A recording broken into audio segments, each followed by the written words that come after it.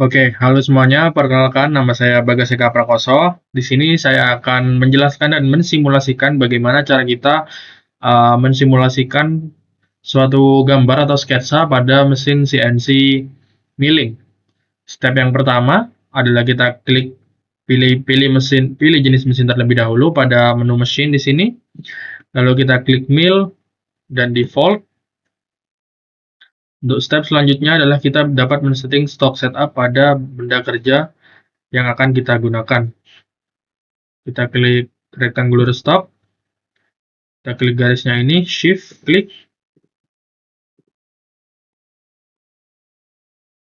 Sini kita harus klik satu-satu ternyata teman-teman. Lalu klik end selection. Setelah itu kita bisa dapat men-setting ketebalan pada benda kerja ini. Di sini saya akan menggunakan 50, seperti pada gambar di sini, menggunakan 50. Untuk Z-nya, ini optional, kalian bisa menggunakan atau tidak. Z itu adalah lebihan pada benda kerja di media atas di sini. Kita klik OK. Lalu selanjutnya adalah kita pilih stock model untuk menentukan benda kerja. Kita bisa dapat langsung memilih stock setup di sini. Maka ukuran ini akan langsung mengikuti terhadap stock setup yang sudah kita setting sebelumnya. Jika sudah, kita klik OK. Nah, untuk step yang pertama adalah kita akan melakukan facing terhadap benda kerja yang ada di sini untuk mendapatkan permukaan yang lebih rata. Kita klik face di sini. Lalu kita pilih entities yang akan kita pilih di sini.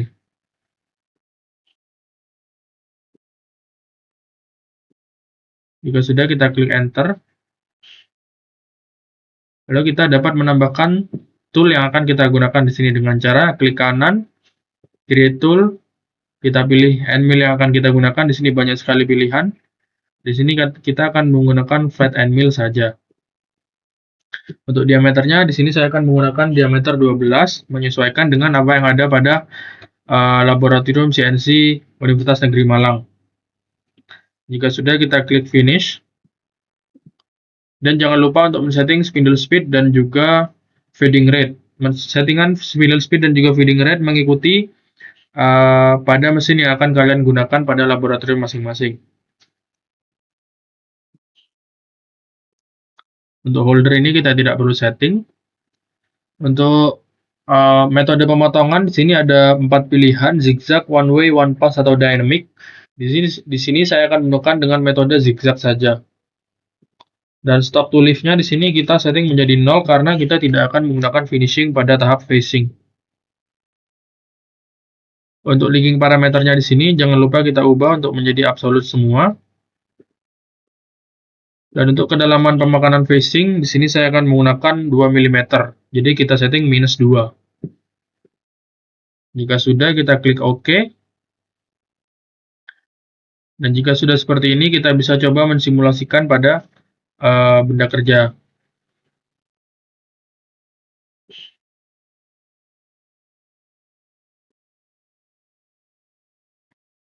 Kita klik play.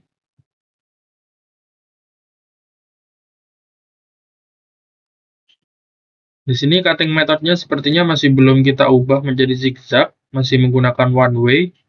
Kita bisa coba ubah menggunakan zigzag. Lalu kita klik OK. Kita bisa coba simulasikan lagi.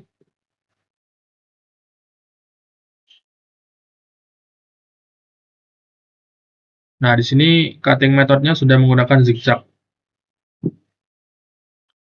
Jika sudah melakukan facing, step selanjutnya adalah kita akan melakukan step rouging atau membuat kontur pada entities ini yang ada di dalam ini. Kita bisa klik kontur di sini. Kita pilih garis yang ini, shift, klik.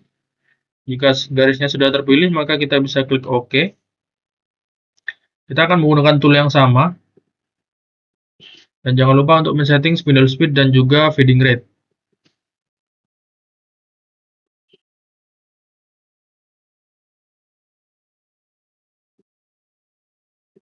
Untuk litin-litatnya di sini, panjang dari pahatnya kita 50% saja. Dan juga radius dari pahat kita gunakan 0%.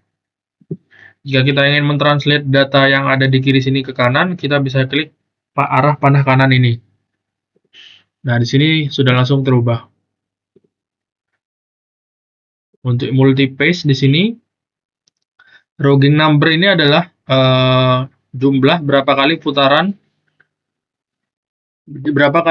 pahat terhadap benda kerja. Untuk spacingnya adalah jarak dari setiap kali putaran terhadap benda kerja tersebut. Jadi, misal di sini 5, berarti di sini juga 5, gitu.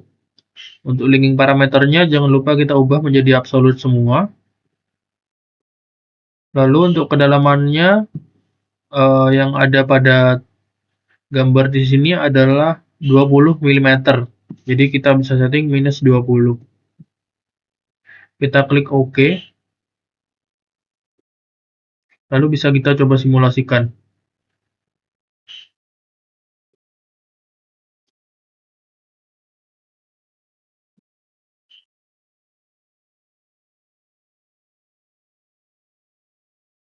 Nah, sepertinya di sini ada kesalahan karena pemakanannya ini berada pada di dalam, bukan di luar pada garis yang sudah kita pilih tadi.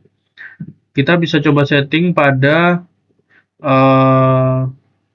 kompensasi pahatnya di sini. Kita bisa coba ganti menggunakan kompensasi pahat kanan. Kita coba klik OK.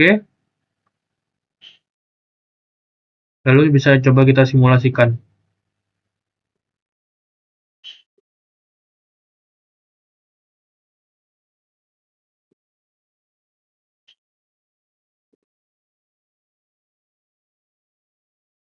Nah, jika dirasa pemakanan yang tadi terlalu dalam, maka kita dapat men-setting pada depth of cut yang bisa kita setting. Dan di sini juga masih ada sisaan, berarti kita bisa menambahkan number roggingnya terhadap benda kerja yang tadi sudah saya jelaskan. Berarti kita coba setting depth of cut-nya.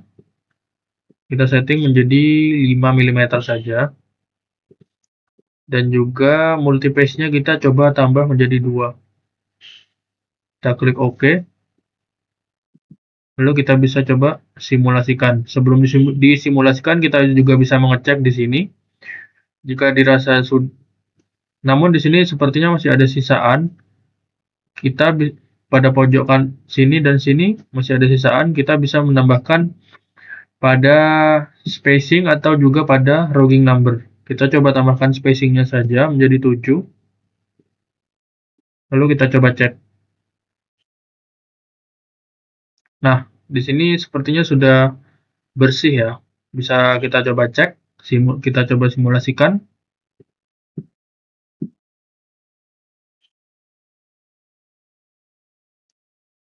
Nah, di sini sudah bersih dan tidak ada sisaan pada pojok-pojok yang tadi masih ada sisaannya itu. Jika sudah melakukan rogging atau membuat kontur, step selanjutnya adalah kita akan membuat pocket pada dua gambar persegi panjang ini. Untuk stepnya, kita bisa pilih pocket di sini. Lalu kita klik shift dan kita klik garisnya. Kita klik OK. Untuk toolnya di sini saya akan menggunakan tool diameter 5 mm. Karena saya merasa untuk menggunakan tool 12 mm terlalu besar terhadap benda kerja yang akan kita gunakan. Jangan lupa untuk men-setting feeding rate-nya juga.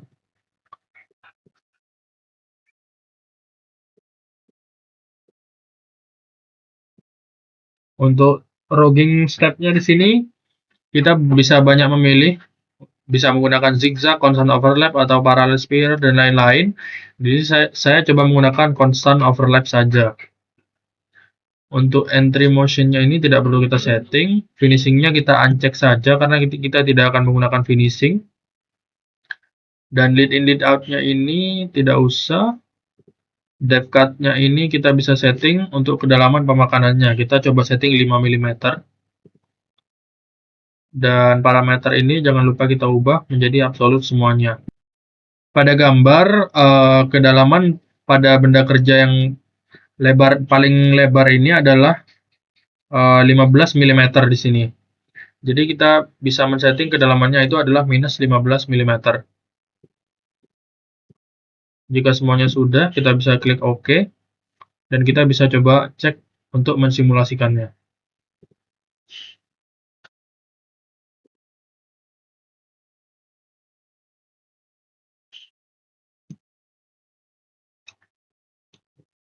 Nah, jika sudah terbuat pocket seperti ini, maka selanjutnya adalah kita akan membuat pocket yang satunya atau yang lebih kecil. Untuk stepnya sama dengan membuat pocket yang sebelumnya. Kita klik pocket, kita pilih medianya ini, lalu kita klik enter, kita pilih tool 5 mm. Jangan lupa untuk setting feeding rate.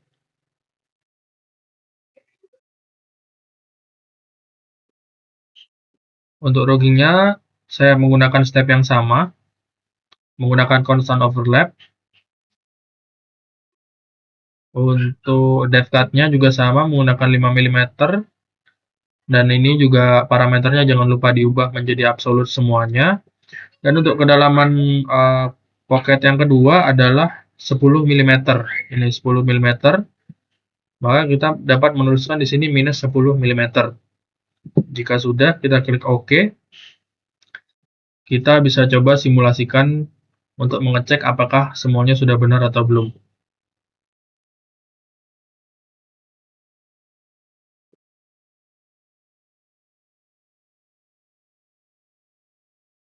Nah, jika semuanya sudah terbuat seperti ini, seperti facing, contour, dan juga pocket, maka benda kerja yang sudah coba kita simulasikan sudah berhasil kita simulasikan dengan sempurna. Untuk mensiasati, jika kita menggunakan end mill dan akan membuat pocket sedalam itu, jika menggunakan dynamic mill di sini, itu akan mengakibatkan pada beratnya file G-code yang akan dihasilkan dari Mastercam ini. Untuk meminimalisir itu, kita bisa tetap menggunakan pocket dan kita nanti bisa mensiasati pada feeding rate yang ada pada mesin CNC langsung. Feeding rate-nya kita ubah menjadi hanya 10% saja agar meminimalisir terjadinya patah pada end mill atau patah pada pahat. Cukup sekian penjelasan CNC milling dari saya. Untuk penjelasan CNC milling pada gambar 3D, untuk next video saya akan menjelaskan tentang CNC milling pada gambar 3D. See you on the next video. Thank you for watching. Assalamualaikum warahmatullahi wabarakatuh.